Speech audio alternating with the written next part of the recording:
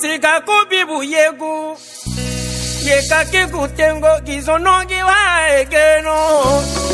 banunga ya yumamono Itate terata donu naga barakana Itate terata donu etate Itate terata donu etate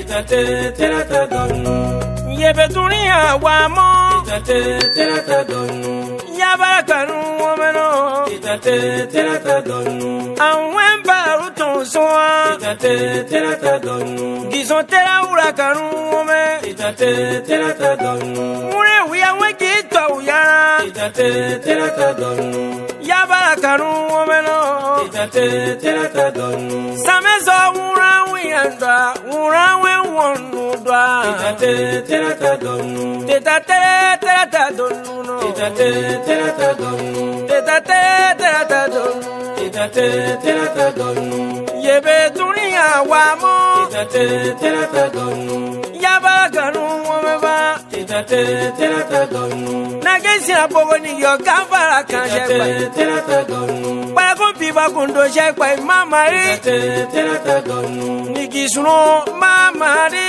Itate terata donu sandiro suno mamari Itate terata donu kika suno mamari waro Itate terata donu bwe suno mamari Itate terata donu igude buzun womeno Itate terata donu igude buzun womeno Itate terata donu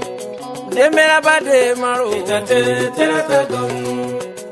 mera sade ma Itate terata donu Minister Bio Isa Ibrahim gure domo na shera yari kasa oh kai kai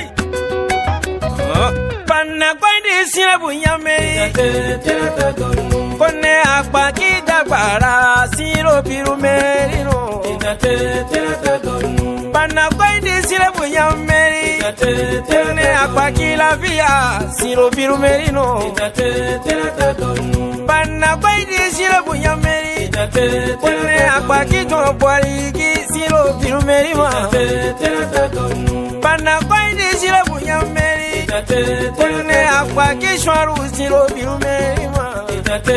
panna terata kwandi sirabu nyame Itate terata donu iwa ebibe bamo Itate terata imeriwa yebibe bamo solisiga kuto ukurori baba nusanemo imeriwa yebibe bamo Itate terata donu yabasana modria nigisuno mai mai wesuno mai mai gangro swabu mwaro mamari Itate terata donu igude buzu womeno Itate terata donu igude buzu womeno Itate terata donu yakubu sewugazi Itate mera badema komaja Itate terasa dema maraza kilukumanu Itate terata natogo seibarumana terasa dema komise idrisu seko terasa dema irene biya abudu wari marotomo terasa dema Itate terata kasha igude buzun womeno Itate terata igushana kwarabu yaiba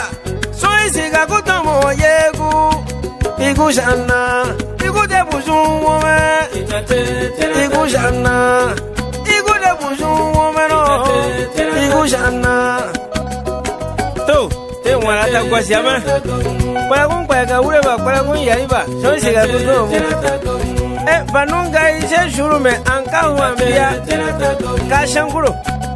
batone ambe ibera so sanga kiho note kina si tuman karama nguleme aguti ibagoti deu binu koti singa deu binu wanu ko panu iku bara ko panu kome ya se ade mano kiya ki uban shanga kiho ko shane mo nena kwana wana marfa ene musa kalamra na gare ko bara ko pai ka wuri ba so ide biu shira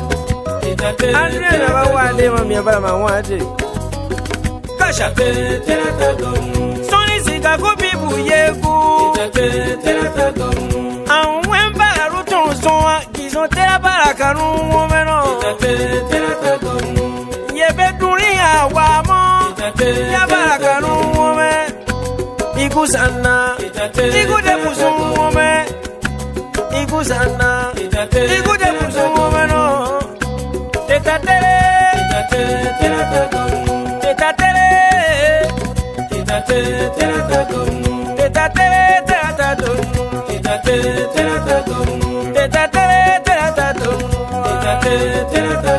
Manu bi kura manu fren we fois. Teu trompi, siga do trompi. Pera ba so siga kwa be no sine. Ide biru sira fa.